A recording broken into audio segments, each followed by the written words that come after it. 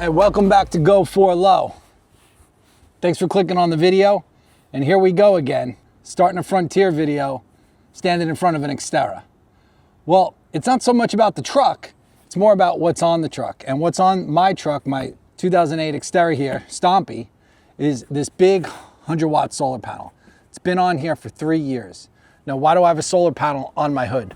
Well, it deals with all the little drains. I have a bunch of USB chargers installed on this truck, and they have little voltmeters, those little digital readouts.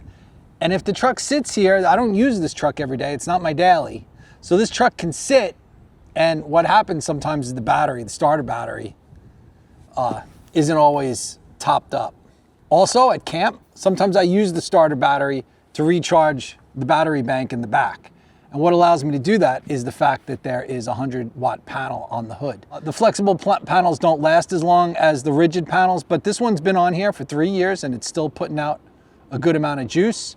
I've decided, mostly because of the variable volt charging system on the Frontier, that I'm gonna do this in a scaled back 50-watt panel, just so I don't have to worry about that starter battery dying on the Frontier. A lot of people with 2025s and up, that you can't depin, you have to live with the VVCS, and it never fully charges that starter, that giant starter battery in the 2025 and ups. They're just never getting fully charged by that variable volt charging system. If there's one thing on the truck that Nissan didn't do such a great job with, it's definitely the VVCS. So since my Frontier is gonna be an overland vehicle anyway, it's not so weird to have a solar panel on the hood. Now, if your car's a daily with not that many modifications, yeah, this wouldn't be for everybody. But if you have an overland or an off-road vehicle, it's not that much of a stretch. It's not that much of a bad look to have a small solar panel on the hood. And what I did different on the Frontier, you're gonna see, is I put a vinyl decal on the hood to kind of mask the smaller panel. All right, if we look under the hood, it's good old Stompy here. What you're gonna see is that good old Victron blue. That is an MPPT charge controller.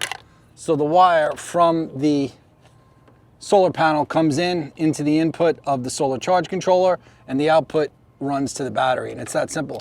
And here on Stompy, I even have connections for suitcase solar. The problem is I put a 7510 in here. And when I connect the suitcase, I'm over paneled. I'm maxing out this charge controller. So I bought a 7515. So that's gonna go in here, and this 7510 is actually gonna go into the Frontier. So I'm gonna take this out. It's Velcroed in. So that was easy. I just gotta disconnect these cables and we'll be good to go. So here you're going to see me using the wet method to apply this vinyl decal, and the first step is to clean off the hood with the solution, which is a simple mix of water, dish soap, like Dawn, and a little bit of rubbing alcohol. Oh, that's exactly what I didn't want to do. You couldn't tell, I'm far from an expert at this. This is my first vinyl decal application. I have PPF'd the front of a Tesla once before though. So you're going to want to wet down the decal. And what this allows you to do is you can slide it around on the hood, and it doesn't stick until you push all the liquid out, so you can adjust it, which helps a lot. Once you have the decal in the position you want it, you can start squeegeeing out the fluid from underneath the vinyl, and that'll start setting it in position. The best time to do this would be an overcast, not windy day, or, of course, in a garage. As you can see, I'm doing it basically on the worst kind of day possible.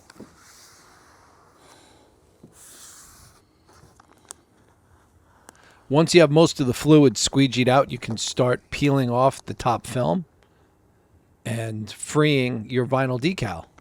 Now, it wants to stick, so you're going to see that I actually put fluid on top too. Otherwise, I was pulling the decal off the hood, so I added liquid, which freed up the adhesive and let me peel the top layer off.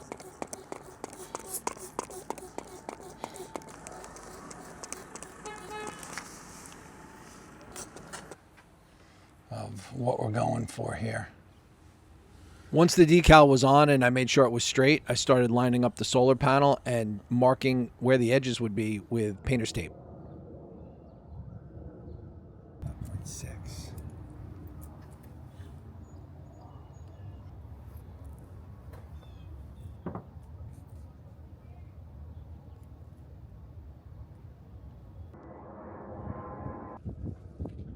There you can see I have the edges of where the solar panel is going to be mounted, and now it's time to put the double-sided adhesive on the back of the solar panel.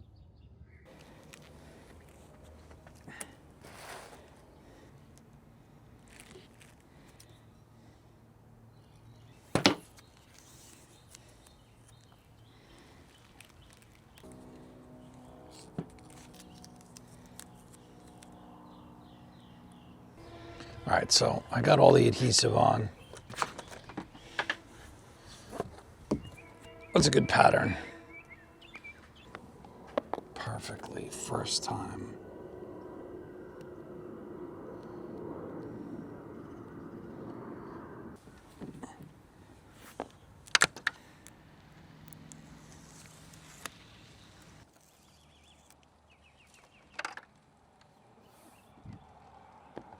You got a much better chance of landing this where you want it if you're working with two people on step ladders.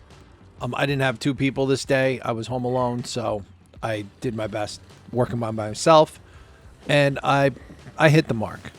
But there was luck involved, and you really want to take luck out of it. So if you can, get the second person.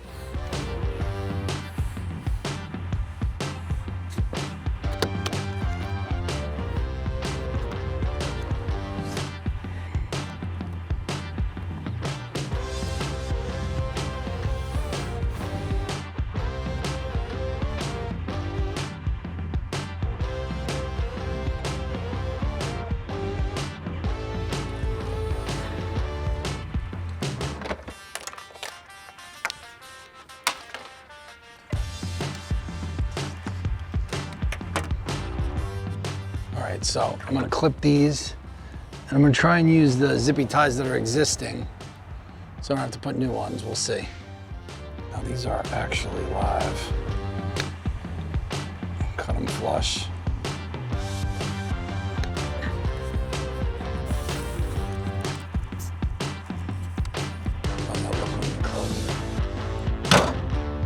All right, so first thing we gotta do here is the MPPT charge controller. You don't have to, but I'm gonna run it through one of these inline fuse things just to be safe, extra safe. So the plan is this thing is just gonna fit over here. Oh, that's a lot of Velcro. See? Velcro works good, guys. I bought myself a little bit of breathing room there. You know what, this needs a little more Velcro. All right, so our negative cable here has to be not even a foot long. I'm gonna use some 12, which considering it's only carrying 10 amps, that far is more than fine. So for the side that goes into the MPPT, we're gonna go with a ferrule. Slides on. Get your crimper and crimp it. Beautiful. For this end, I'm gonna put a ring terminal to mount to the truck.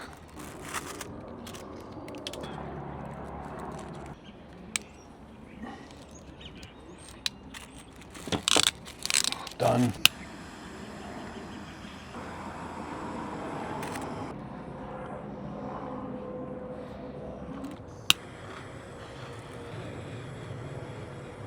So one end's got a ring terminal, one end has a ferrule.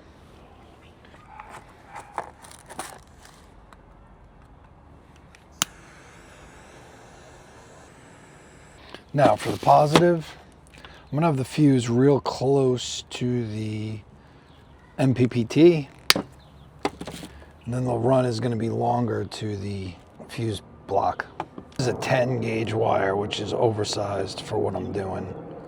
So I'm gonna have to take a little bit of copper out of here.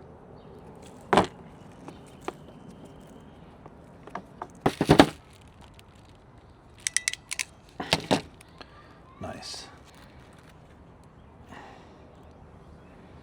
Just as some strain relief.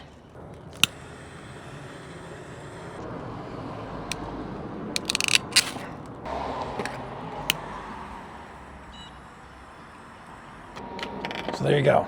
Ferrule end, ring terminal end. I'm going to take the positive,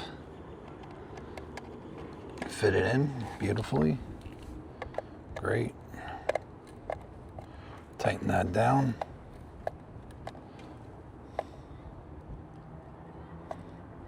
And good. Okay, so now we put the negative in. Good.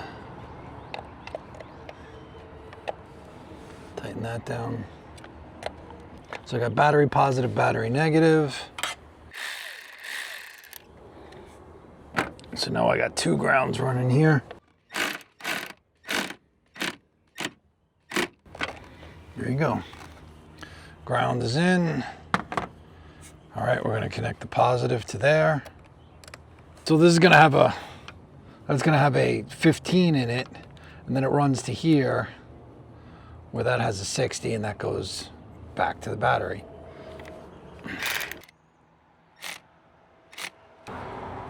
Negative. Crimp. Yeah, I heat shrink pretty much everything because it just gives it a little bit of strain relief, and I like that. See, you don't want to burn it, and that's what's nice about the heat gun. It just doesn't burn it, whereas sometimes you get a little carried away with the flame, and you do burn it. All right, so this is gonna go. See, notice that I'm putting this in so that I'm not gonna have these touch. That's in. See, now I'm not in danger of, you know, having them touch when they're live.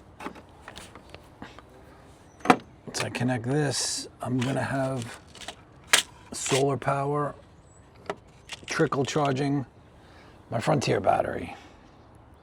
I mean, yeah, there are people who are saying that they're not even getting 2 years out of their original battery. Like people with 2025s having to replace their battery already. And this looks like a big expensive battery to me. So, you know, with this, whenever the sun is up, even in the winter, it's gonna be trickle charging. Basically it's a solar powered trickle charger. That's what I'm doing. I don't have to worry about plugging it in. As soon as the sun hits it, that's it. Okay, here we go. This is gonna connect solar power to the charge controller. All right, we have solar power. Okay, that mounts there. And so that is wired up. We now have solar going to this thing. I don't have direct sun on it, but even now, I'm sure it's doing a couple watts. Okay, here we go, Victron app. Okay, so here's what it looks like inside the Victron app. You can see I have it set up as Turtle Solar. I've named the truck Turtle. And this is actually from a rainy day. And you're saying, why are you showing me a rainy day? Why aren't you showing me a sunny day so we can see what this thing can really do? Well, I actually am showing you what this thing can really do right now. There's the history from the past week. And you can see that it's charging up to 140 watts per day. And that's actually helping run the Wolf box in parking mode. You can see here that I have the battery set to Victron Deep Discharge. It's a preset that puts it at the right voltage for charging and for float. And you can see that even though there's nothing coming in right now, my resting voltage is higher than it's ever been.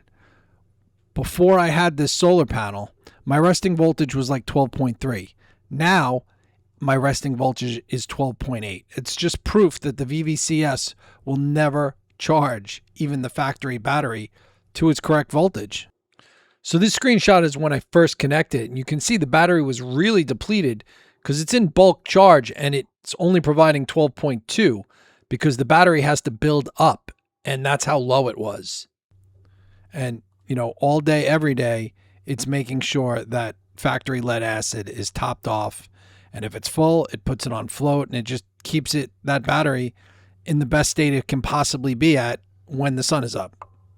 And a bonus I didn't think about when I did this mod is I'm now able to leave my Wolf box on parking mode indefinitely because my battery is never going to be drained by the Wolf box doing all that time-lapse recording, which is just added security. So extra bonus. So that was how I installed a solar panel on my hood. It's been in for a couple weeks. It's been working really well. It's keeping the battery topped up, and I don't have to worry about whether or not the VVCS is doing its job. Hopefully this factory battery will last 5 or 6 years. I've been seeing things online where people with 2025s are already replacing their battery. Probably because they do a lot of short trips, but I have that voltmeter installed in the 12-volt outlet of my truck driving around. As you saw earlier in the video, those voltages never really get to where they're supposed to be to fully charge even a lead acid for very long at all. And the highest I ever see is 14.2, 14.3 sometimes. And that's just not going to get a lead acid to stay at 12.6, 12.7 like it's supposed to when you're barely ever at, up in the 14s. Most of the time I'm driving around, the truck is at like 12.8, sometimes 13.2, sometimes 14.2, but very rarely. It very rarely hits 14. And well, this is going to combat that, because when it's sitting here parked all day, every day, it's getting the exact perfect trickle charge profile for a lead acid battery because of the Victron MPPT charge controller that I showed you under the hood. So that's going to do it for this episode. I hope you learned something. If you have any questions, please drop them down in the comments. I try and answer every one. And thanks again for watching Go 4 Low.